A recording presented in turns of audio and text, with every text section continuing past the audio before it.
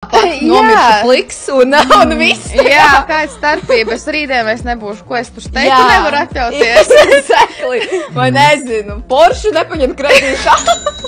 Vienmēr sakot, tu redzi, mēs esam ļoti haotiski tajā, jo mēs īsti pašus nezinām, kas ir tāds pareizais, vai neesam visu kaut ko izdzīvojuši un piedzīvojuši. Jūs tikāt ārā no tā no algas līdz algai, jūs sanāca celt ienākumus, vai jūs kaut kā izdomājat mazāk tērēt naudu? Celt ienākumus. Mums ir ļoti spēcīgs kopējais tāds mērķis, ko mēs abas vienmēr sakam. Mēs nekad nedomāsim, kā ietaupīt, mēs izdomāsim, kā vairāk nopelnīt. Jā, šis mindsets. Tas ir arī ļoti foršs, to super pilnībā atbalstu. Un es arī atbalstu, ka cilvēkiem ir jātērē naudu. Kur tu vēlies, jā, kas tev dara laimīgu. Bet tajā pašā laikā ir jāatcerās, ir tāds Morgans Hausels, viņam superīga grāmata Nauda psiholoģija, iesaka pilnīgi visiem. Un tur bija tāda forša frāze, wealth is the money you don't spend. Tā kā tavu turība ir nauda, ko tu patiesībā neesi iztērējis. Lielam ļoti bieži tās pašas lielākās slavenības, kurām mēs skatāmies, ar izbrīnu dzīvo ļoti līdzīgi no čeka līdz čekam, ne, kas viņiem ienāk. Precīzi, jā. Tas, ko tu man pateici, baigi rezonējās ar to, un, zini, visi cilvēki saka, tagad man būs nauda,